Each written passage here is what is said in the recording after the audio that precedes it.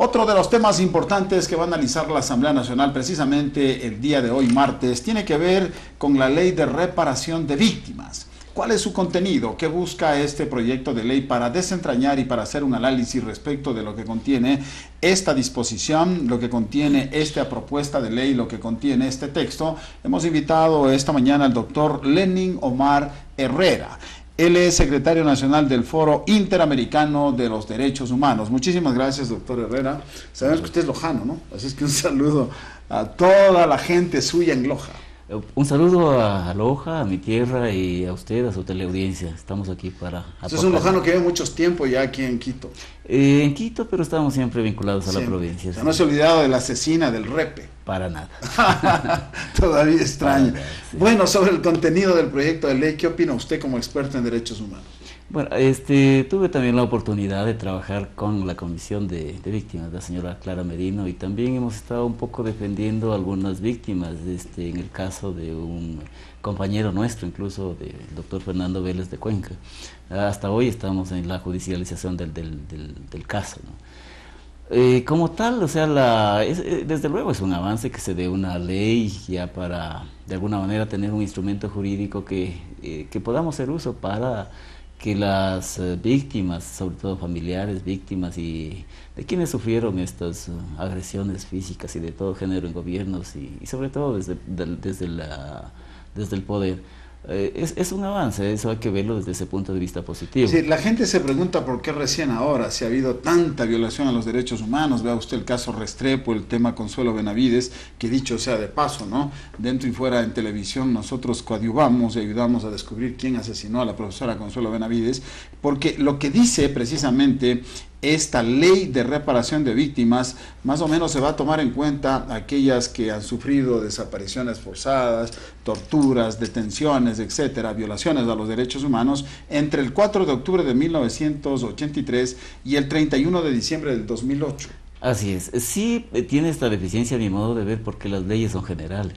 No las debemos de dictar para un periodo exclusivo, porque ahí entonces caeríamos en cierta dedicatoria. Claro. Pero sí también hay que considerar de que fue un periodo donde más se sufrieron estas violaciones. Justamente en el país, en ese periodo es donde más se plasmó, se sufrió esta realidad de violación de derechos humanos. Entonces, pero usted sí cree que debería ser anterior a la fecha que se está planteando de 1983. Claro, si estamos hablando de una imprescriptibilidad de las violaciones de derechos humanos, se tiene que extender. Desapariciones en la dictadura, claro, por ejemplo, ¿no? En otros gobiernos. En otros gobiernos, sí también puede ser, en este gobierno o incluso pues, gobiernos. ¿Usted sí cree que es una falla que solamente se diga solo aquellos que han sufrido violaciones de derechos humanos entre el 4 de octubre del 83 y diciembre del 2008? Sí, sí puede ser un faltante. Debería ser la ley de reparación de víctimas en general. La ley es general, no podemos un poco segmentar estas cosas, ¿no es cierto? Pero de todas maneras podemos considerar que también es un avance, y es un avance de las personas que han trabajado en esta comisión, ¿no?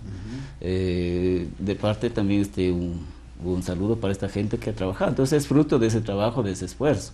Si hay gente que ha trabajado por estos exclusivos de violación de derechos humanos, pues es justo que también se les reconozca específicamente su labor hasta aquí, ¿no? Eso no quiere decir que nos olvidemos del resto, desde luego que no, eso no.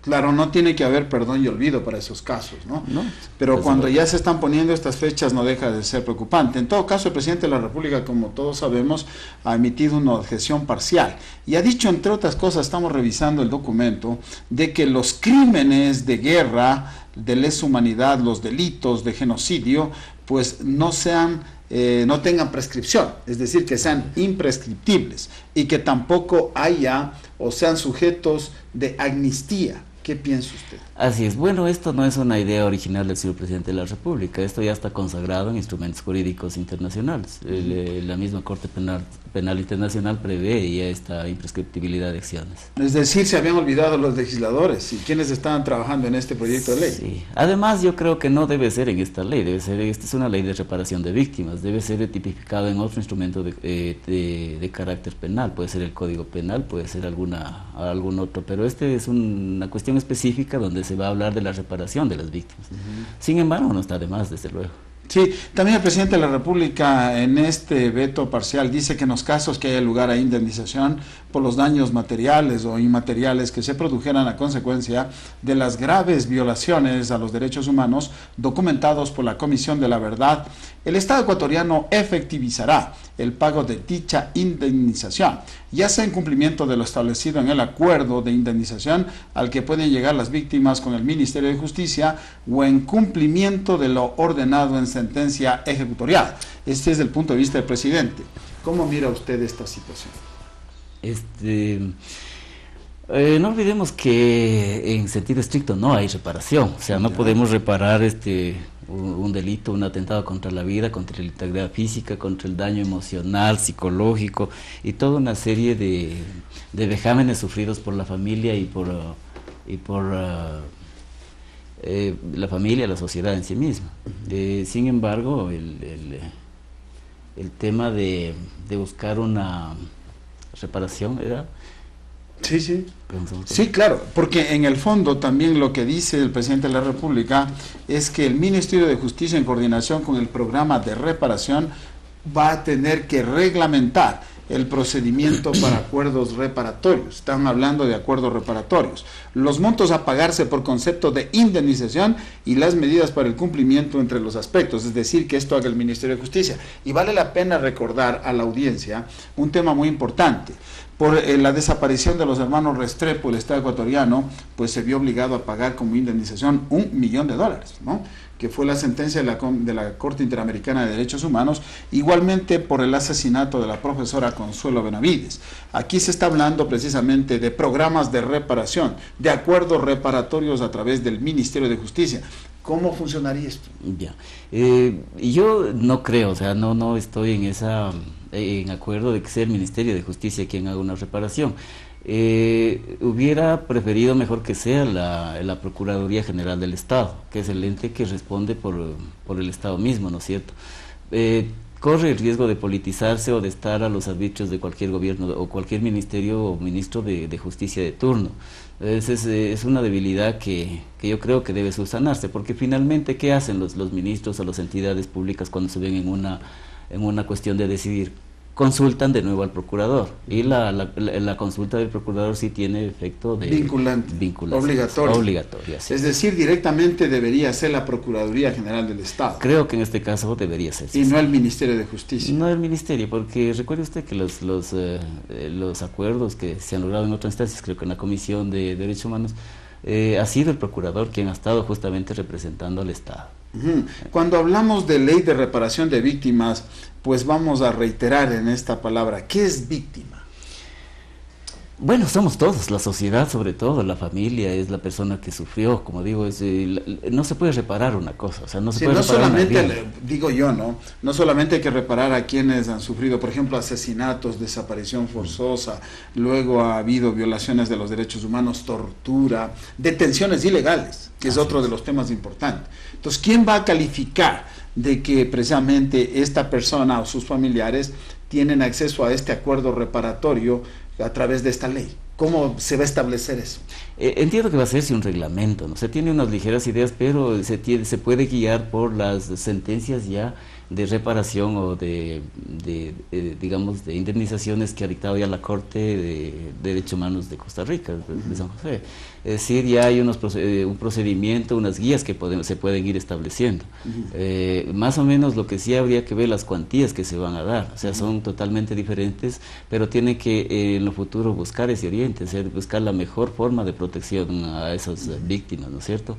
Entonces ya la Corte tiene resuelto, por ejemplo, el caso de Daniel Tibi. Ahí se ve ya un poco la forma como debería indemnizarse el daño material, el lucro cesante, el daño emergente, el daño sobre todo al proyecto de vida, que esa es una cuestión que es realmente novedosa en nuestra legislación y que al parecer no se contempla y sobre todo la garantía de no repetición. Ahora, tiene que calificar esto la Comisión de la Verdad, ¿no? Bueno, la Comisión y el Estado a través de la Comisión ha reconocido ya que hay una violación de derechos humanos. ¿Usted cree que es correcto que sea la Comisión de la Verdad la que cumple esto? No creo que sea la Comisión, pero puede ser parte de que siga vigilando la situación de las reparaciones. Pero... Sí, porque también el otro problema es que la gente preguntaría esta mañana, ¿y de qué Comisión de la Verdad estamos hablando? hay la Comisión de la Verdad que, por ejemplo, la integra la hermana Limonge, hay la otra Comisión de la Verdad del señor Vaca para analizar e investigar qué ocurrió en el 30 de septiembre. Entonces, ¿de qué Comisión de la Verdad estamos hablando?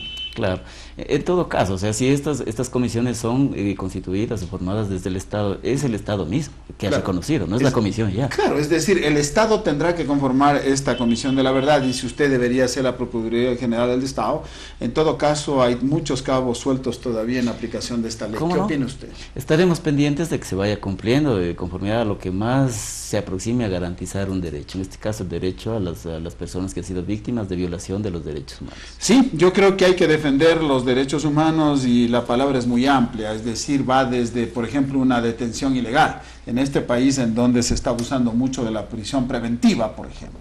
Es una forma de violar los derechos humanos, obviamente los asesinatos, obviamente la desaparición forzada, obviamente las desapariciones en general, obviamente las torturas, etcétera. Es decir, es un tema fundamental. En todo caso, lo que está claro es de que esta ley va a reconocer que las víctimas que sufrieron vulneraciones injustificables a la vida, a la integridad, a la libertad y a la dignidad tienen que ser reparadas. Hemos hablado de este tema muy importante con el doctor Lenin Omar Herrera, secretario nacional del Foro Interamericano de Derechos Humanos en el Ecuador. Muchísimas gracias, doctor, por haber venido. Un gusto, que esté muy bien. Pues sí, adelante mis queridos amigos en Loja. Don Ramiro, usted tiene la palabra.